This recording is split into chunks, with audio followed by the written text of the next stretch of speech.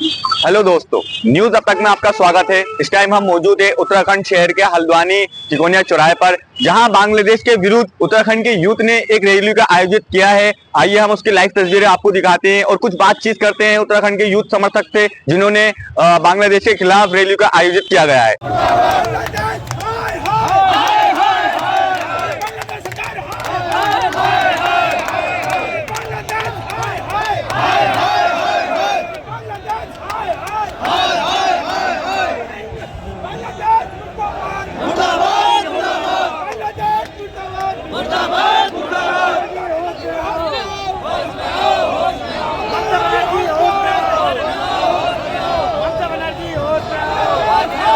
इसका कोई उपाय है?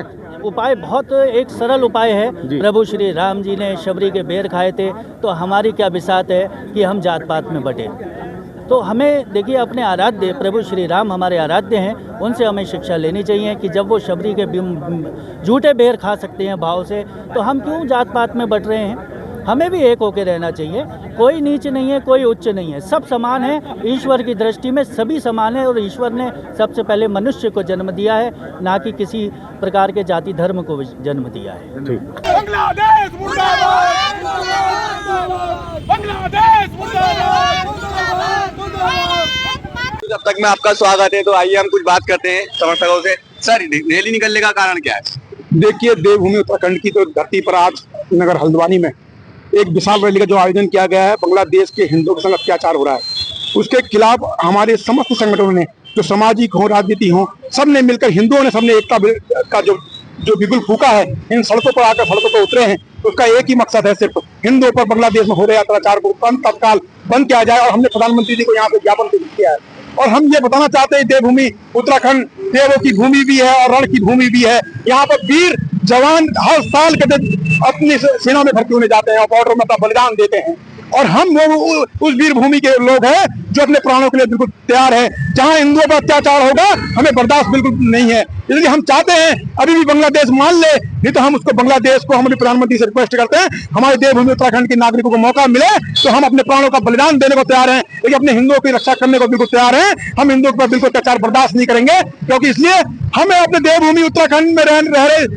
अपने जो हमारे पूर्वजों ने सिखाया कि जहां जहां हिंदू पर अत्याचार होगा, वहां हिंदू खड़ा होगा और हिंदुओं की रक्षा करेगा। और हम कहना चाहते हैं अभी भी कि बांग्लादेश मान ले, फिर नहीं तो उसके टुकड़े होंगे, वो गिनती नहीं कर पाएगा और विश्व के नक्शे से बिल्कुल मिट जाएगा। क्योंकि मैं फिर कह रहा हूँ कि मैं अपनी भारत माँ की कसम खा के कह रहा हूँ, यदि प्रधानमंत्री हमें जाने दे रण में, हम अपने प्राणों को बलिदान देने को तैयार हैं, लेकिन हिंदुओं का अत्याचार बिल्कुल बर्दाश्त नहीं करेंगे, क्योंकि हम हिंदुओं का अत्याचार बिल्कुल बर्दाश्त नहीं करेंगे। हमें न्याय चाहिए।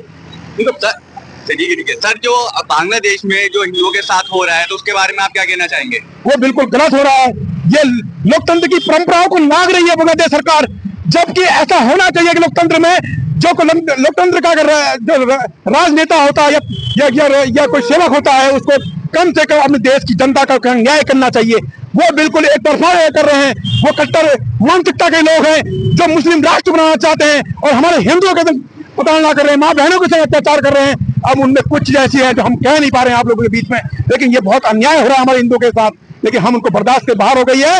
इसलिए हम चाहते हैं, प्रधानमंत्री से हमारी रिक्वेस्ट है, जितने भी देश की जनता उनसे रिक्वेस्ट कर रही है, उनको मान ले, बॉर्डर खोल दे, हमको जाने का मौका दे, हम अपने प्राणों को बलिदान देंगे, अपने हिंदुओं को बचाएंगे। ठीक है सर। सर, आप सरकार से क्या चाहते हैं इस मामले? हम सरकार से चाहते हैं कि बैठ के जो हमारी नीतियां हैं, राष्ट्रीय नीतियां हैं, उसका पालन करते हुए उस देश के ऊपर दबाव बनाया जाए तत्काल। अगर वो नहीं मानता है तो देश की जनता को चले बॉर्डर खोल दिया जाए, ओनली 1 घंटे के लिए। मुझे पूरा विश्वास है हमारे देश की जनता अपने प्राणों की आहुति देकर अपने हिंदू भाइयों की रक्षा करेगी। लेकिन अभी भी वक्त है, हम राष्ट्रनीति से चलने वाले देश हैं, सबसे सामंजस्य बढ़ाने वाले देश हैं, और हमारे प्रधानमंत्री जी ऐसे हैं जो सबके साथ मिलकर करते देश को आगे बढ़ाना चाहते हैं, राष्ट्र को आगे बढ़ाना चाहते हैं, समस्त विश्व को आगे बढ़ाना चाहते हैं। इसलिए हम विश्व कुटुंबम का नारा देते हैं कि हम चाहते हैं अभी बांग्लादेश समझ ले, हिंदुओं के ऊपर अत्याचार बंद करें। सर, यूथ के लिए आप क्या संदेश देना चाहते हैं इस रैली के माध्यम से? यूथ जगा है और जग जाए, क्योंकि राष्ट्र को यूथ की जरूरत है। यूथ होगा तो ये देश की प्रगति होगी, ये देश विकसित राष्ट्र बनेगा। इस देश में यूथ को समृद्ध होकर भारत माँ के लिए जीना होगा, और हिंदुओं के अत्याचार को, जहां भी हिंदू का अत्याचार होगा वहां पे यूथ को खड़ा होना पड़ेगा। ये हिंदू राष्ट्र हमारा है, ये हिंदू देश हमारा है, क्योंकि एक मात्र देश हिंदुस्तान ही हिंदुओं का देश है, और जगह जाकर हिंदू मात्र कुछ गिने चुने लोग रहते हैं जो अपने जीवन यापन के लिए जाते हैं और अपने देश की तरफ वापस आते हैं।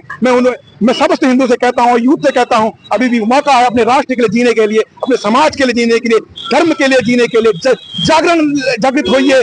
ये समय आपको दोबारा नहीं मिलेगा, ना ये जिंदगी तुम्हें दोबारा मिलेगी। अपने राष्ट्र के लिए जीना सीखिए, अपने हिंदुओं के लिए जीना सीखिए, हिंदू राष्ट्र बनाने के लिए जिए। नहीं तो ये जिंदगी से अच्छा तुम्हें लालच है, अपने जिंदगी को खत्म करिए। क्या करना है जिंदगी जीकर, जब अपने देश के लिए नहीं जीने जाते, जो अपने हिंदू समाज के लिए नहीं जाते। इतना अत्याचार हम कब तक सहेंगे? हमारी माँ बहनों के बलात्कार हो रहे हैं, कब तक सहेगा हमारा नागरिक? इसलिए हम चाहते हैं यूथ को जगना पड़ेगा, इस देश के लिए जगना पड़ेगा।